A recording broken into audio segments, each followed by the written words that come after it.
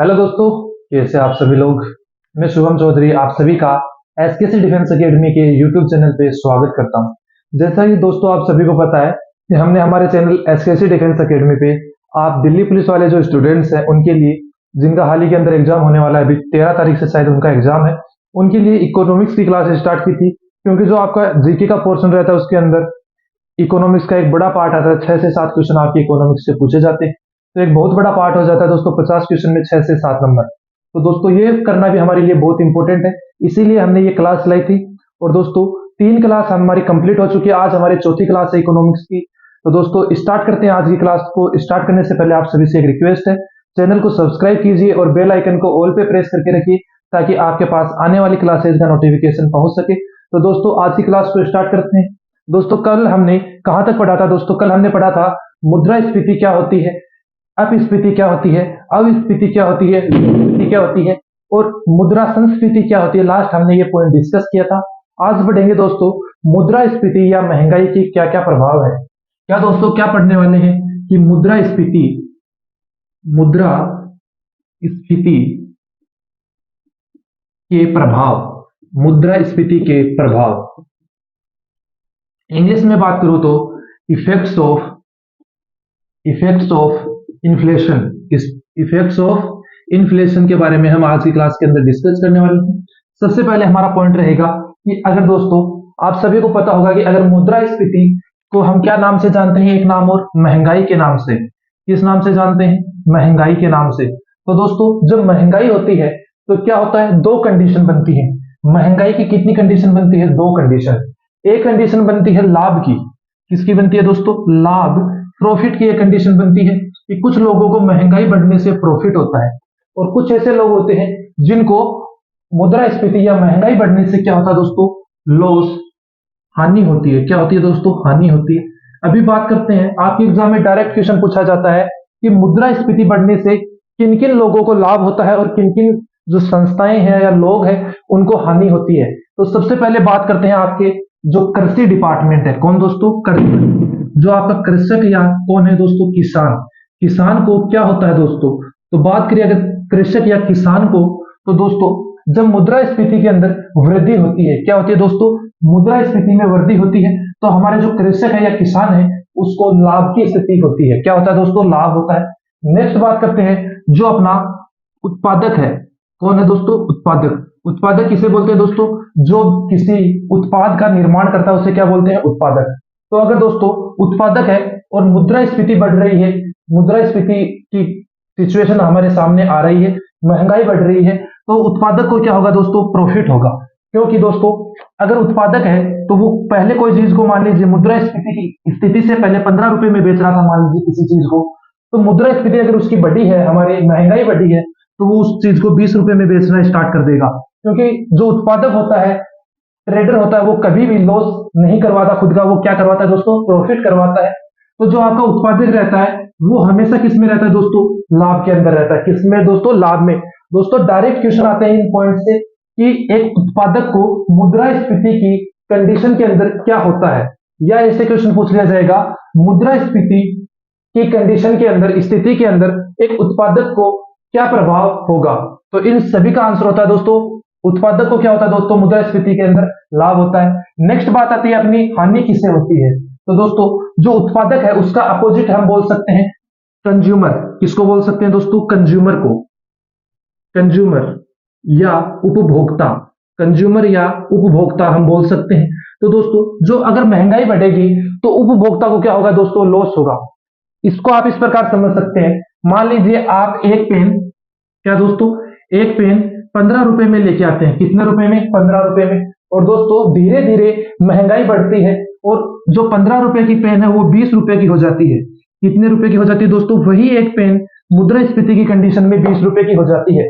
तो आपको क्या हुआ दोस्तों? आपको 5 रुपए ज्यादा देने होंगे। कितने रुपए दोस्तों? 5 रुपए ज्यादा देने होंगे।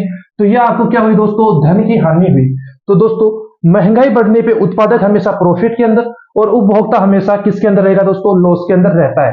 नेक्स्ट बात करते हैं दोस्तों अपने ऋणी की। किसकी दोस्तों? ऋणी की।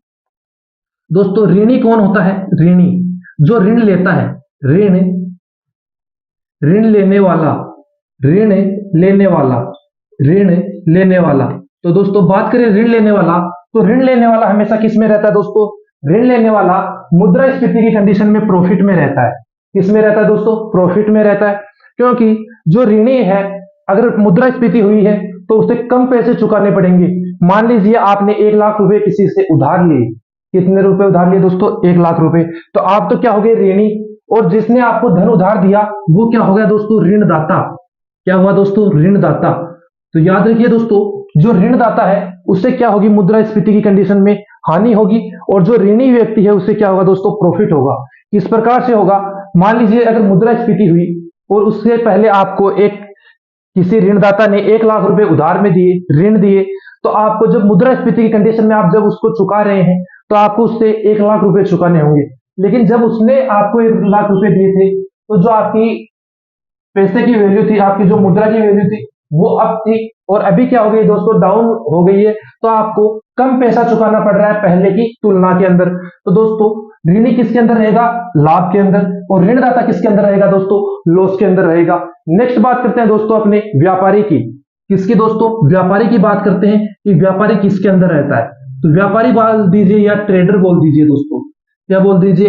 व्यापारी बोल दीजिए या ट्रेडर बोल दीजिए। तो दोस्तों जो आपका व्यापारी या ट्रेडर है वो किसके अंदर रहता है दोस्तों? प्रॉफिट के अंदर। क्योंकि अगर मुद्रास्फीति की कंडीशन आ रही है तो जो ट्रेडर है वो क्या करेगा दोस्तों?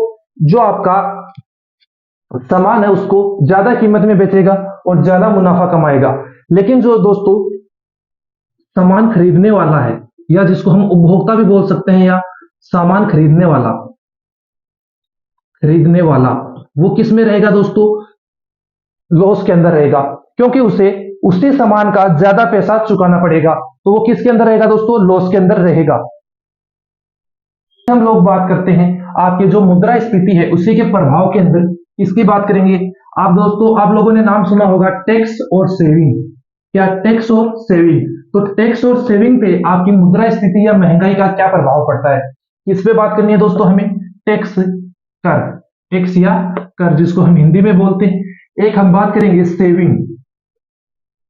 सेविंग, बचत पे। तो दोस्तों जब मुद्रास्फीति होती है तो आपका जो टैक्स है वो क्या होता है दोस्तों? बढ़ता है। टैक्स बढ़ता है। जो गवर्नमेंट होती है वो टैक्स बढ़ा देती है। क्यों बढ़ाती है दोस्तों? महंगाई किसके कारण होती है? जब बाजार, महंगाई होने का कारण क्या है दोस्तों? बाजार में मुद्रा का ज्यादा होना किसका कारण है दोस्तों?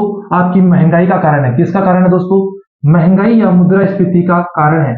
किसका कारण है दोस्तों? महंगाई या मुद्रास्फीति का कारण है बाजार में मुद्रा का ज्यादा होना। तो दोस्तों जब महंगाई होगी तो गवर्नमेंट टैक्स को बढ़ाएगी। क्या बढ़ाएगी दोस्तों? टैक्स बढ़ाएगी। तो अगर आप गवर्नमेंट टैक्स बढ़ाती है तो जो आपकी बाजार के अंदर मुद्रा है उसका जो रिवर्स टैक्स है, जो आप टैक्स चुकाते हैं आपकी इनकम पे या मुद्रा पे जो आपके पास है, वो टैक्स गवर्नमेंट के पास क्या जाएगा दोस्तों? ये मान लीजिए गवर्नमेंट है तो इसके पास जो आपका टैक्स है वो क्या जाएगा? टैक्स ज्यादा जाएगा। क्या जाएगा दोस्तों? टैक्स ज्यादा जाएगा। और गवर्नमेंट जो बाजार के अंदर मुद्रा अवेलेबल है उसको कंट्रोल करने की कोशिश करती है। और वो उसको कंट्रोल कैसे करती है दोस्तों? वो टैक्स को क्या कर देती है दोस्तों? बढ़ा देती है। तो याद रखना कि मुद्रास्फीति की जब कंडीशन होती है तो आपका टैक्स बढ़ता है। बात करते हैं सेविंग की। तो दोस्तों जब मुद्रास्फीति की कंडीशन होती है तो आपकी सेविंग कम होती है। कितनी होती है दोस्तों? क्या होती है? कम सेविंग होती है, कम बचत होती है, कम बचत होती है। इसका एक एग्जांपल देता हूं दोस्तों आपको। मान लीजिए एक नौकरी करने वाला आदमी है, वो 10,000 रुपए कमाता है। उसकी सैलरी कितनी है? 10,000 रुपए है। कितनी है दोस्तों? 10,000 रुपए। वो उसकी जो सेविंग है वो करता है, वो उसमें से 2,000 रुपए की। कितनी दोस्तों? 2,000 रुपए की वो सेविंग करता है। ये किस कंडीशन की बात है? जब मुद्रास्फीति की कंडीशन नहीं है, नॉर्मल कंडीशन चल रही है तब। और जो उसका एक्सपेंडिचर है, क्या है? एक्सपेंडिचर, खर्च है उसका, जो उसने व्यय किया वो कितना है दोस्तों? उसका 8,000 रुपए। कितना है? 10,000 में से 8,000 रुपए वो खर्च करता है, सेव करता है वो 2,000, और उसकी सैलरी है 10,000। तो दोस्तों वो 2,000 सेव कर रहा है। अभी दोस्तों धीरे धीरे महंगाई बढ़ने लगी। एक टाइम ऐसा आएगा दोस्तों कि जो इसकी 8,000 खर्चा था वो मान लीजिए 8,500 हो गया। कितना हो गया दोस्तों? 8,500। सैलरी तो अभी भी कितनी है दोस्तों? 10,000 रुपए है। सेविंग कितनी है दोस्तों? अभी कितनी हो गई सेविंग? क्योंकि उसने 8,500 खर्चा कर दिया, तो उसकी सेविंग अभी 2,000 से घट के कितनी होगी दोस्तों? 1,500 रुपए। कितनी होगी दोस्तों? 1,500 रुपए। तो उसकी सेविंग में क्या हुई दोस्तों? आप सभी बता दीजिए। तो उसकी सेविंग के अंदर होती है बचत, सेविंग के अंदर कमी होती है। क्या होती है दोस्तों? सेविंग के अंदर कमी होती है। नेक्स्ट बात करने वाले हैं दोस्तों हम मुद्रास्फीति का जो मापन है वो किस आधार पे किया जाता है, किसके बारे में बात करेंगे? मुद्रास्फीति के मापन की महंगाई को किन किन सूचकांक पे मापा जाता है, किन फैक्टर्स पे महंगाई आपकी वर्क करती है। तो आप सभी नोट डाउन करेंगे कि महंगाई, महंगाई या मुद्रास्फीति, महंगाई या मुद्रास्फीति मापन के फैक्टर कितने दोस्तों? महंगाई या मुद्रास्फीति मापन के फैक्टर। तो दोस्तों जो आपकी मुद्रास्फीति है उसका जो मापन किया जाता है वो दो फैक्टर पे होता है। कितने फैक्टर पे होता है दोस्तों? दो फैक्टर पे। वो दो फैक्टर कौन कौन से हैं दोस्तों? तो वो दो फैक्टर हैं आपका, जो आपका पहला फैक्टर आता है वो आता है WPI। क्या आता है दोस्तों? WPI। कौन सा आता है दोस्तों? WPI। जो आपका सेकंड फैक्टर है वो आता है CPI। कौन सा आता है दोस्तों? CPI। पहले बात करते हैं WPI के बारे में कि WPI क्या होता है। तो याद रखिए जो WPI है इसकी डायरेक्ट फुल फॉर्म पूछ ली जाती है दोस्तों एग्जाम में कि WPI की फुल फॉर्म क्या होती है, CPI की फुल फॉर्म क्या होती है। तो सबसे पहले देखिए जो आपका WPI है उसकी फुल फॉर्म होती है wholesale price index. Wholesale price index क्या होती है दोस्तों? इंग्लिश में होलसेल प्राइस इंडेक्स। हिंदी के बात करें तो होती है थोक मूल्य सूचकांक। क्या होती है दोस्तों? थोक मूल्य सूचकांक इसकी फुल फॉर्म होती है।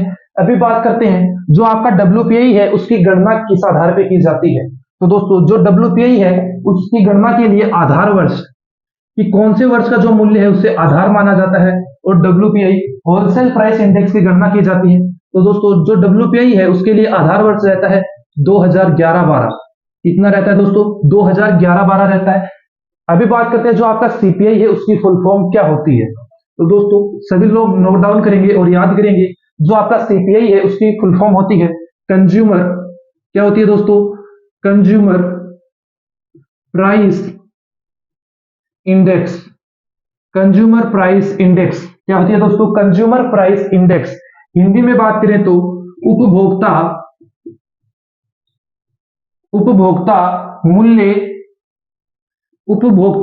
मूल्य सूचकांक। उपभोक्ता मूल्य सूचकांक इसकी क्या होती है दोस्तों? फुल फॉर्म होती है। अभी बात आती है दोस्तों कि WPI और CPI की शुरुआत कब हुई।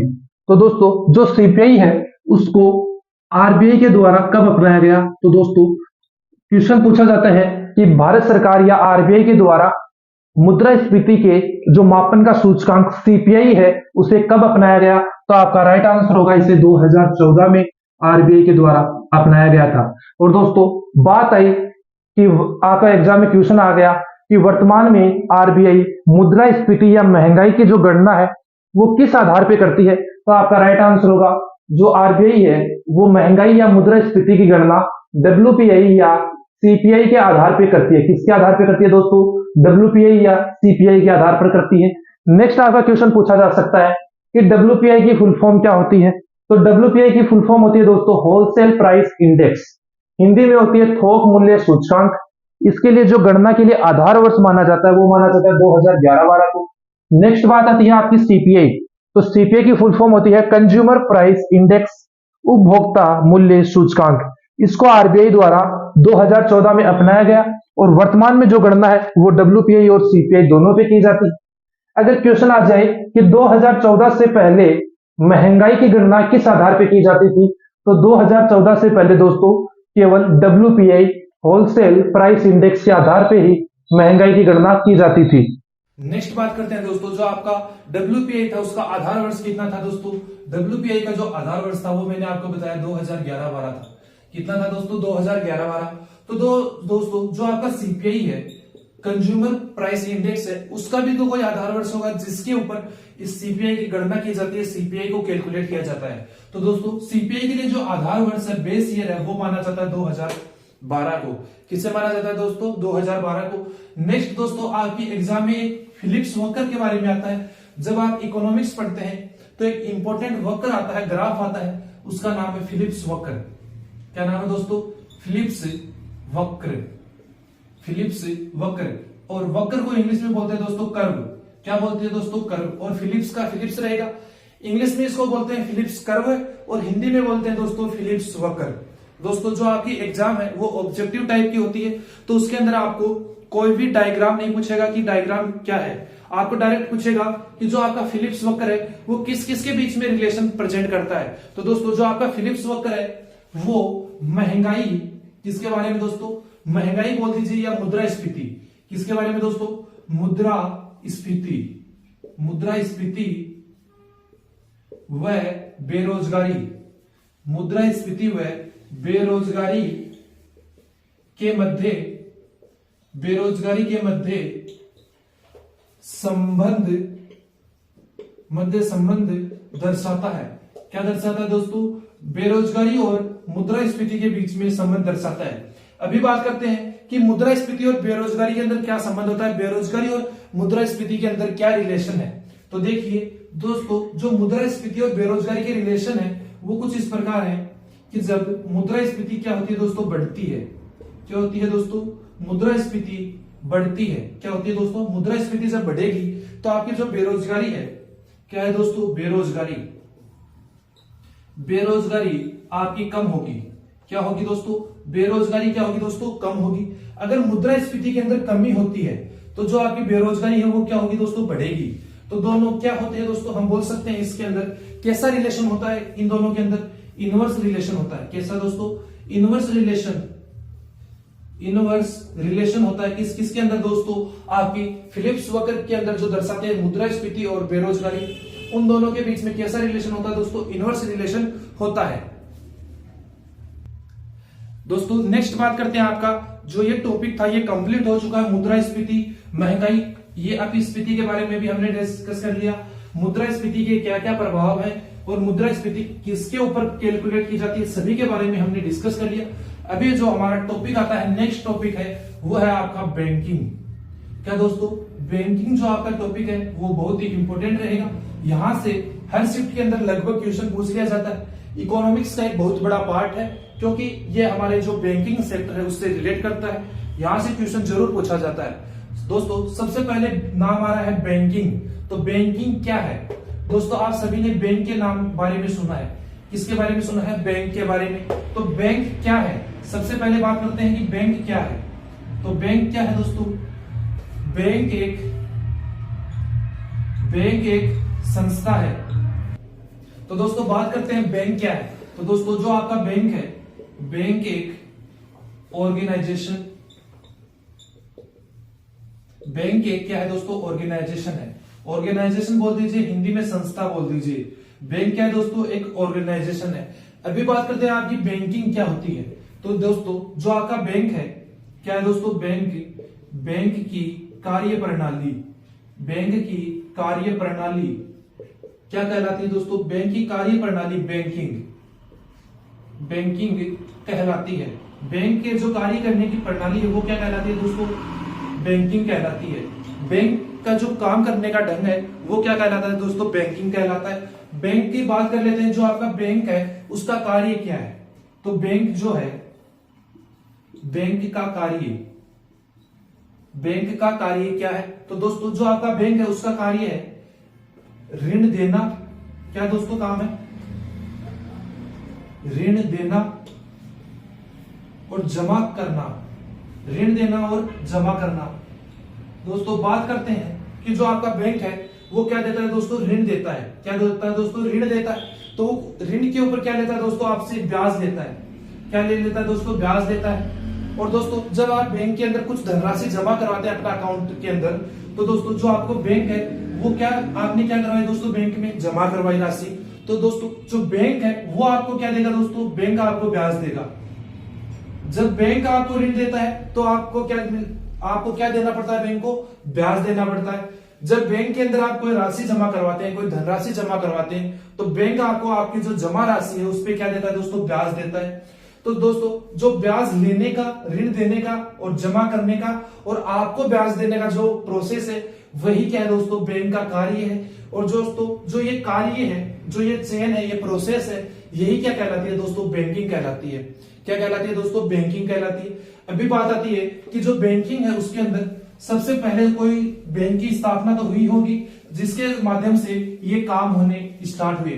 तो दोस्तों बात करते हैं 1770 की। कब की बात करते हैं दोस्तों, 1770 की। तो दोस्तों जो आपका 1770 का साल था, उसके अंदर भारत में प्रथम बैंक की स्थापना होती है। किसकी होती है दोस्तों, भारत में प्रथम बैंक की स्थापना, भारत में प्रथम बैंक की स्थापना कब होती है दोस्तों, 1770 में होती है। और किस नाम से होती है, तो ये होती है bank of Hindustan. Bank of Hindustan के नाम से भारत में सबसे पहले बैंक की स्थापना होती है। और दोस्तों जो ये स्थापना है वो किसने की थी दोस्तों, तो ये स्थापना की थी अंग्रेजों ने। किसने की थी दोस्तों, अंग्रेजों ने।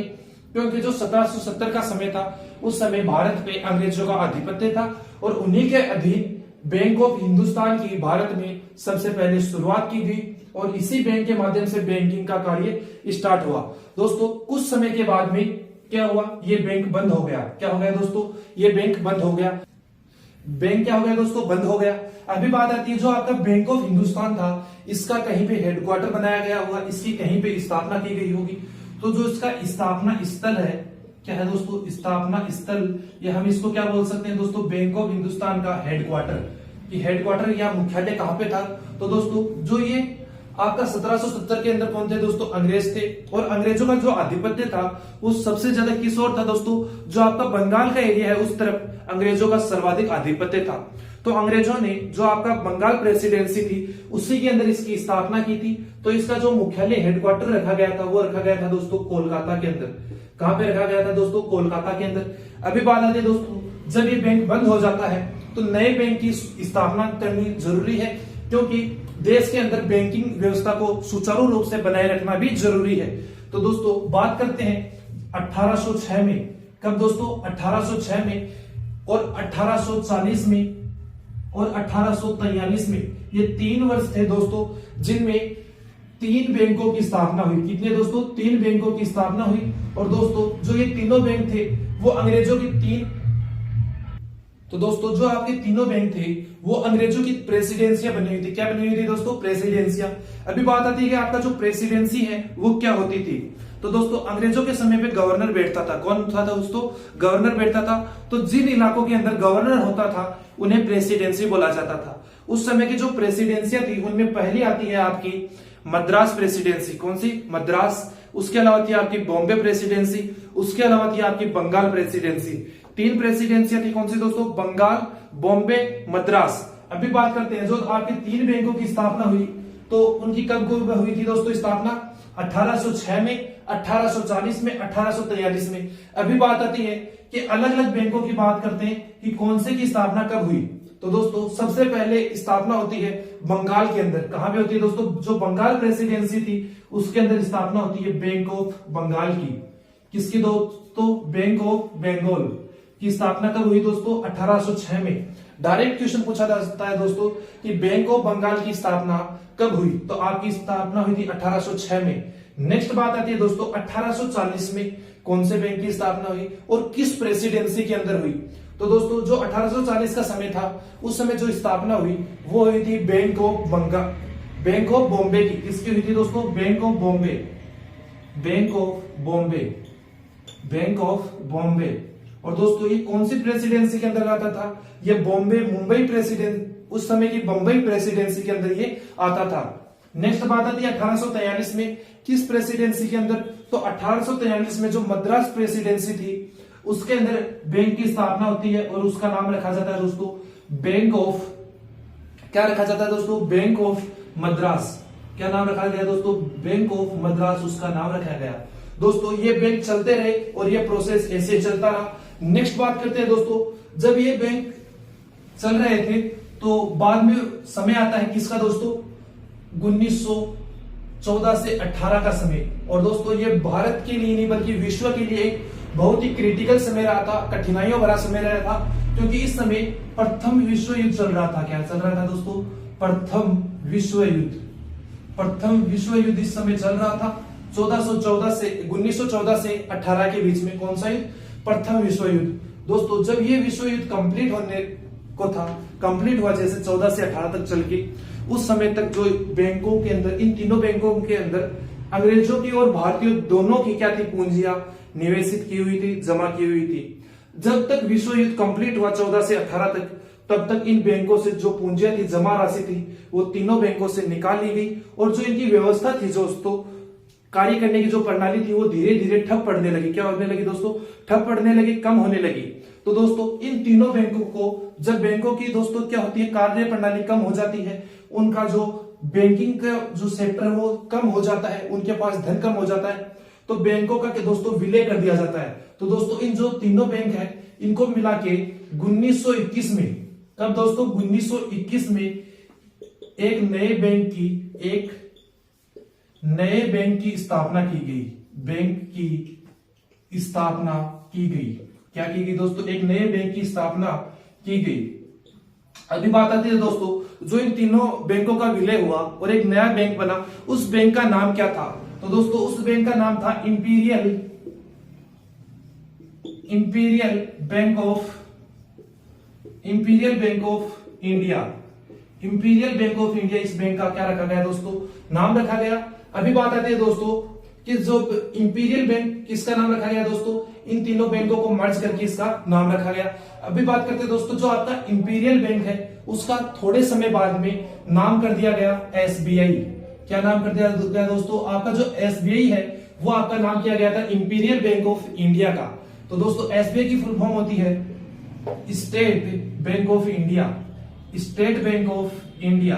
और दोस्तों ये नाम कब चेंज किया गया था, बात कर लेते हैं। तो दोस्तों जो आपका इंपीरियल बैंक का नाम है, वो चेंज किया गया था दोस्तों 1955 के अंदर। कब किया गया था दोस्तों? 1955 के अंदर। और दोस्तों इसका नाम क्यों चेंज हुआ? क्योंकि जब 1955 का वर्ष आया, तो जो आपका इंपीरियल बैंक ऑफ इंडिया था, इसका राष्ट्रीयकरण किया गया दोस्तों। क्या किया गया दोस्तों? राष्ट्रीयकरण। अभी दोस्तों बात आती है कि राष्ट्रीयकरण क्या होता है।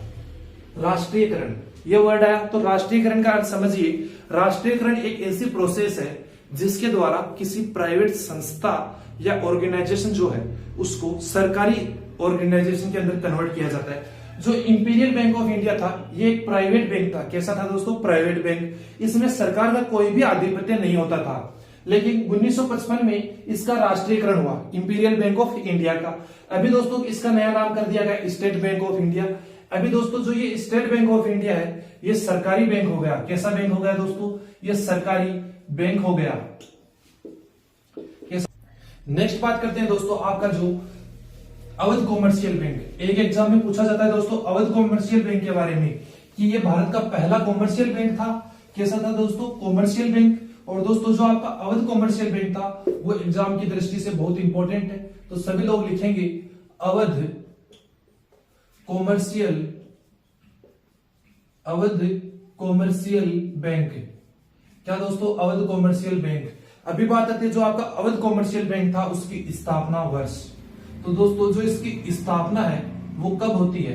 तो दोस्तों जो आपका अवध कॉमर्शियल बैंक है, इसकी स्थापना होती है 1881 के अंदर। कब होती है दोस्तों? 1881 में होती है। अभी बात आती है इसका हेडक्वार्टर कहां पे था, इसकी स्थापना कहां पे की गई? तो दोस्तों एक फैजाबाद नाम का शहर था। क्या था दोस्तों? फैजाबाद नाम का शहर था। वो कहां पे था दोस्तों? वर्तमान यूपी के अंदर। कहां पे था दोस्तों? वर्तमान यूपी के अंदर। फैजाबाद एक जिला है वर्तमान में, और उस समय एक शहर हुआ करता था फैजाबाद। वहां पे अवध कॉमर्शियल बैंक की स्थापना की गई। कब की गई दोस्तों? 1881 में। और दोस्तों एक फैक्ट और पूछा जाता है जो आपका अवध कॉमर्शियल बैंक है उसके बारे में, कि भारतीयों द्वारा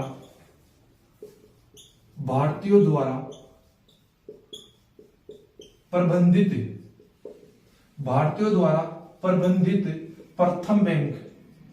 भारतीयों द्वारा प्रबंधित प्रथम बैंक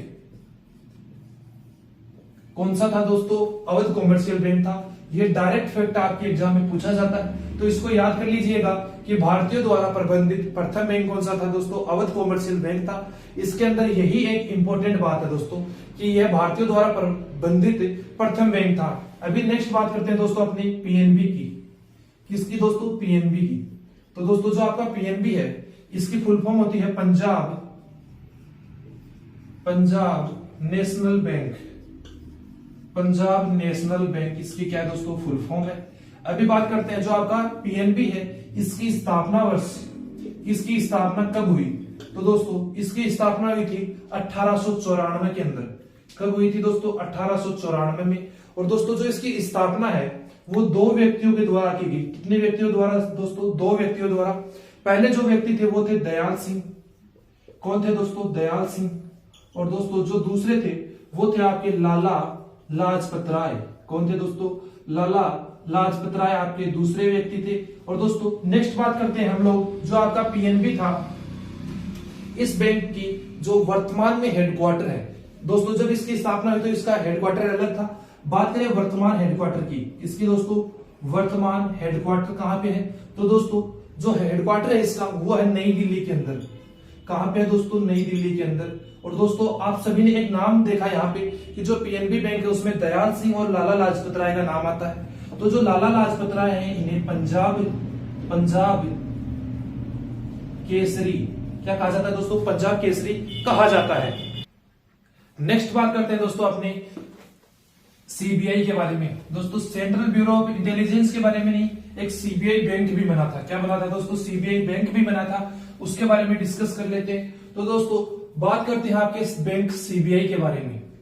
सीबीआई की फुल फॉर्म होती है दोस्तों, जो बैंक है उसकी थी सेंट्रल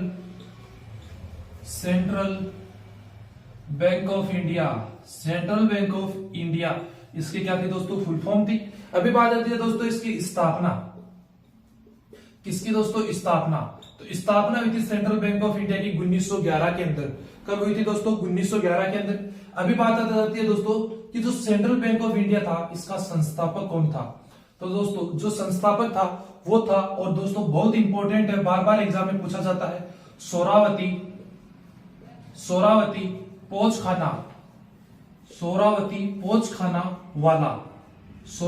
पोचखाना वाला कौन था दोस्तों, सीबीआई बैंक का क्या था, संस्थापक था। अभी बात आती है दोस्तों जो आपका सीबीआई बैंक था, सेंट्रल बैंक ऑफ इंडिया था, उसका प्रथम अध्यक्ष।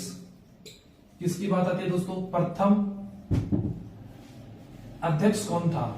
दोस्तों जो आपका प्रथम अध्यक्ष था वो था फिरोज शाह मेहता।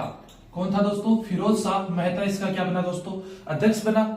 बात करते हैं दोस्तों जो आपका सेंट्रल बैंक ऑफ इंडिया था इसकी स्थापना कब हुई, 1911 के अंदर। संस्थापक कौन था, फिरोज शाह। अध्यक्ष कौन था, प्रथम अध्यक्ष फिरोज शाह मेहता। संस्थापक कौन था दोस्तों, सोरावती पोचखाना वाला। संस्थापक का नाम दोस्तों इंपॉर्टेंट है, एग्जाम में बार बार पूछा भी गया है। लगभग 2012 की बात है, सीएचएसएल का एग्जाम हुआ था। किसका दोस्तों, सीएचएसएल का। उसके अंदर ये पूछा गया था कि जो आपका सेंट्रल बैंक ऑफ इंडिया इसका संस्थापक कौन था। तो इसका संस्थापक था सोरावती पोचखाना वाला। अभी नेक्स्ट बात करते हैं दोस्तों, इससे एक इंपॉर्टेंट पॉइंट और बनता है कि भारत का पहला पूर्ण स्वामित्व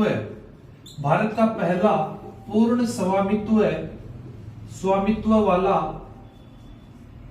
स्वदेशी बैंक कौन सा दोस्तों, स्वदेशी बैंक था। कौन सा बैंक था दोस्तों, स्वदेशी bank. CBI central bank of India Bharat का पूर्ण स्वामित्व वाला स्वदेशी बैंक था। नेक्स्ट बात करते हैं दोस्तों reserve bank of India RBI के बारे में, क्योंकि आरबीआई को दोस्तों बैंकों का बैंक भी कहा जाता है। आरबीआई के बारे में डिस्कस करते हैं दोस्तों। आरबीआई भी इंपॉर्टेंट है, आरबीआई से आपके एग्जाम में क्वेश्चन भी पूछ लिया जाता है, अक्सर पूछा जाता है दोस्तों आरबीआई से क्वेश्चन, चाहे वो एग्जाम दिल्ली पुलिस की हो चाहे एयरफोर्स की हो। जब दोस्तों एग्जामिनर इकोनॉमिक्स से क्वेश्चन उठाता है तो उसका जो पॉइंट है आरबीआई वो बहुत फेवरेट पॉइंट रहता है, आरबीआई से वो क्वेश्चन जरूर पुट करता है। तो देखिए दोस्तों आरबीआई क्या है दोस्तों, आरबीआई की फुल फॉर्म होती है दोस्तों reserve bank of India. Reserve bank of India क्या होती है दोस्तों, रिजर्व बैंक ऑफ इंडिया। तो दोस्तों जो आरबीआई है उसकी स्थापना क्या दोस्तों, स्थापना कब होती है दोस्तों? 1935 में होती है।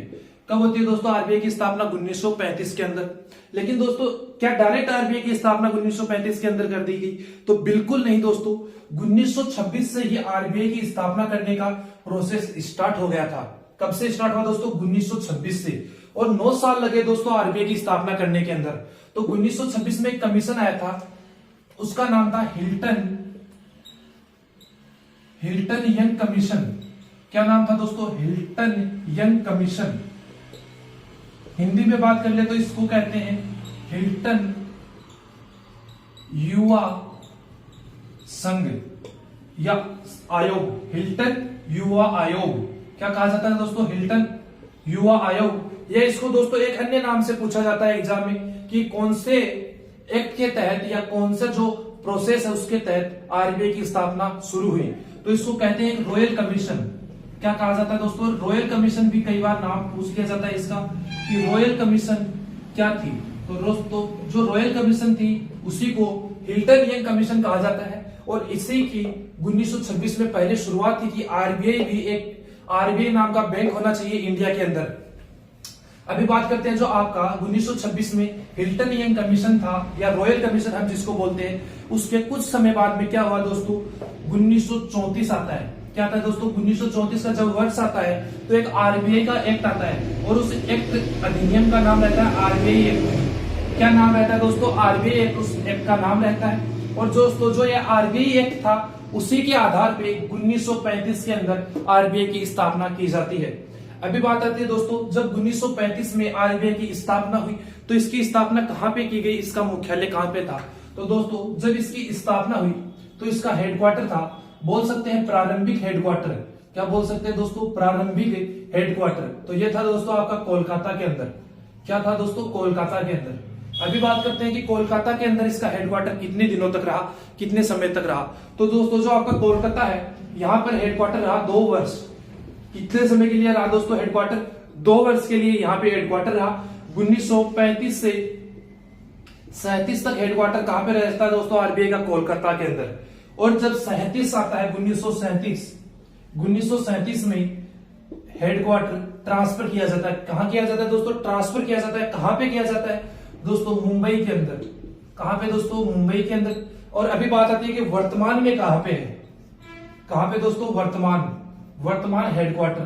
तो दोस्तों जब 1937 में मुंबई में इसकी ट्रांसफर किया गया, स्थानांतरण इसके हेडक्वार्टर को किया गया आरबीआई के, वहां से लेके अभी 2023 टिल अभी तक की डेट के लिए बोलूं तो अभी के समय तक जब मैं आपको ये पढ़ा रहा हूं या आप क्लास देख रहे हैं उस समय तक ये हेडक्वार्टर मुंबई के अंदर ही है। कहां पे है दोस्तों? मुंबई के अंदर ही ये हेडक्वार्टर स्थित है। अभी बात करते हैं दोस्तों कि जो मुंबई के अंदर हेडक्वार्टर है आरबीआई का, अभी बात करते हैं दोस्तों आरबीआई जो है इसे बैंकों का बैंक भी कहा जाता है।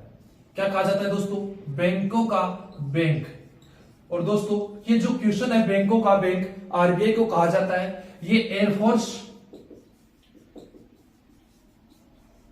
और navy, coast guard, GD, SSC GD की बात कर रहा हूं, इन चारों के अंदर पूछा जा चुका है कि बैंकों का बैंक किस बैंक को कहा जाता है। तो आरबीआई को बैंकों का बैंक कहा जाता है।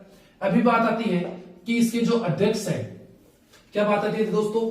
वर्तमान अध्यक्ष आरबीआई के, वर्तमान अध्यक्ष किसकी बात करते हैं दोस्तों? वर्तमान अध्यक्ष की। तो दोस्तों जो आरबीआई के वर्तमान अध्यक्ष है वो है शक्तिकांत दास। कौन है दोस्तों? शक्तिकांत दास। नेक्स्ट बात करेंगे हम लोग कि आरबीआई के जो प्रथम गवर्नर थे वो कौन थे। तो दोस्तों वर्तमान में अध्यक्ष कौन है? शक्तिकांत दास। एग्जाम में ये भी पूछा जाता है ये कौन से क्रम के हैं। तो दोस्तों जो शक्तिकांत दास है वे 25वें क्रम के हैं। एग्जाम में यह भी पूछा जा सकता है कि 24वें गवर्नर कौन थे आरबीआई के? 24वें गवर्नर। तो दोस्तों जो 24वें गवर्नर थे वो थे उर्जित आर पटेल। कौन थे दोस्तों? उर्जित आर पटेल। ये भारत के आरबीआई के जो 24वें गवर्नर थे वो थे। अभी बात करते हैं आरबीआई के प्रथम गवर्नर किसके बारे में दोस्तों? आरबीआई का जो प्रथम गवर्नर था वो कौन बना? तो 1 मिनट रुकिए दोस्तों। आरबीआई के प्रथम गवर्नर कौन थे? तो दोस्तों जो आरबीआई के प्रथम गवर्नर बने वो बने sir Osborne Smith. Sir Osborne Smith क्या बने दोस्तों? आरबीआई के प्रथम गवर्नर बने थे। कौन बने थे दोस्तों? Sir Osborne Smith. एग्जाम में बार बार पूछे जाने वाला क्वेश्चन है कि आरबीआई के प्रथम गवर्नर कौन थे? दोस्तों सर ओसबोर्न प्रथम गवर्नर थे। दोस्तों जो ये क्वेश्चन है प्रथम गवर्नर वाला, ये आपके वर्तमान गवर्नर से भी ज्यादा इंपॉर्टेंट है, क्योंकि जो वर्तमान वाले हैं वो सभी को याद रहता है, लेकिन ये किसी को याद नहीं रहता। आपको ये याद रखना बहुत जरूरी है। नेक्स्ट बात करते हैं दोस्तों हम लोग, जो आरबीआई है, क्या है दोस्तों? आरबीआई का राष्ट्रीयकरण। आरबीआई का राष्ट्रीयकरण, कि आरबीआई को सरकारी कब बनाया गया? तो बात करते हैं तो आरबीआई का राष्ट्रीयकरण जो होता है वो होता है 1949 में। कब होता है दोस्तों? 1949 में आरबीआई का राष्ट्रीयकरण होता है। नेक्स्ट बात करते हैं दोस्तों, जो आरबीआई है उसका एक निदेशक मंडल होता है। आरबीआई का निदेशक मंडल, किसकी बात करेंगे? आरबीआई के निदेशक मंडल की। दोस्तों जो निदेशक मंडल है उससे 2 क्वेश्चन पूछे जाते हैं। कितने क्वेश्चन पूछे जाते हैं दोस्तों? 2 क्वेश्चन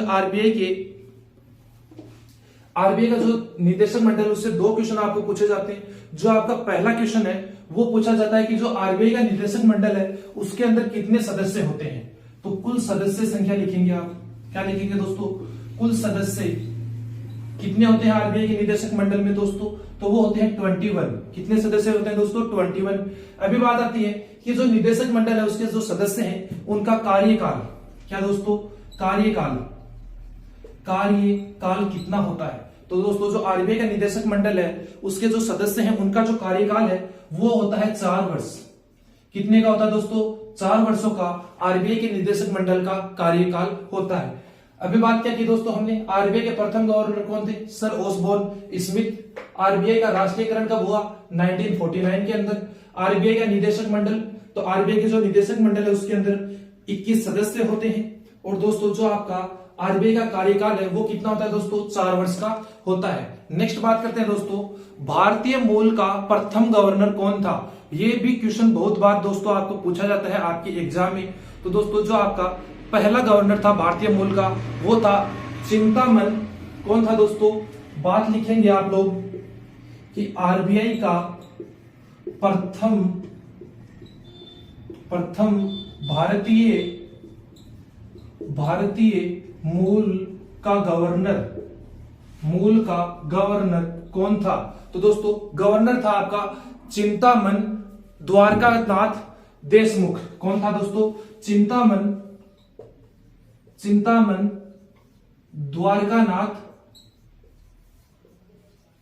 द्वारकानाथ देशमुख। यह आपका कौन था दोस्तों? भारतीय मूल का प्रथम आरबीआई का गवर्नर था। और दोस्तों आरबीआई के प्रथम गवर्नर कौन थे? सर ओसबोर्न स्मिथ थे। और दोस्तों ये अंग्रेज था। कौन था दोस्तों? अंग्रेज था। और जो पहले भारतीय बने वो कौन थे? चिंतामन द्वारकानाथ देशमुख। तो दोस्तों आज की क्लास के अंदर मैंने आपको आरबीआई भी पूरा कंप्लीट करवा दिया है और हमने जो बैंकिंग से इंपॉर्टेंट रिलेटेड क्वेश्चन बनते हैं वो लगभग कंप्लीट कर लिए हैं। और जो बाकी के जो क्वेश्चन बचे हैं बैंकिंग से रिलेटेड वो मैं आपको नेक्स्ट क्लास में करवाऊंगा। आई होप आप सभी ने जो हमारे पीछे की क्लासेस थी वो कंप्लीट देखी होंगी। और दोस्तों जिन्होंने अभी तक क्लासेस को कंप्लीट नहीं देखा है, लिंक मैं आपको डिस्क्रिप्शन बॉक्स में दे दूंगा प्लेलिस्ट का। और आप अगर चैनल पे डायरेक्ट जाएंगे तो आपको इकोनॉमिक्स के नाम से एक प्लेलिस्ट मिल जाएगी। उसके अंदर हमारी आज की जो क्लास होगी उसके साथ 4 क्लासेस इकोनॉमिक्स की कंप्लीट हो चुकी होंगी। कितनी दोस्तों? 4 क्लासेस। तो एग्जाम में जाने से पहले आपको ये चारों क्लासेस कंप्लीट करके जानी है। और 1-2 क्लास और आएगी दोस्तों। लगभग 2 क्लास में मैं आपकी जो इकोनॉमिक्स है आपकी एग्जाम की दृष्टि से वो कंप्लीट करवा दूंगा दोस्तों। ज्यादा बड़ी क्लासेस नहीं है दोस्तों, आधा घंटे की 4 क्लासेस हुई हैं। आज की क्लास थोड़ी बड़ी है और कल की भी थोड़ी सी बड़ी थी, 50 मिनट के लगभग क्लास थी। आज की भी थोड़ी ज्यादा हो गई, लेकिन दोस्तों आज हमने मैटर भी ज्यादा किया है और कल भी बहुत ज्यादा मैटर किया था। तो दोस्तों अगर आपको आज की क्लास पसंद आई है तो क्लास को लाइक कीजिए, चैनल को सब्सक्राइब कीजिए। और अगर आप चैनल पे नए हैं तो चैनल को सब्सक्राइब कर लीजिए और बेल आइकन को ऑल पे प्रेस करके रखिए ताकि आपके पास आने वाली क्लासेस का नोटिफिकेशन सबसे पहले पहुंच सके। तो दोस्तों मिलते हैं अगली क्लास में इकोनॉमिक्स और एक नए टॉपिक के साथ। तब तक के लिए जय हिंद, जय भारत।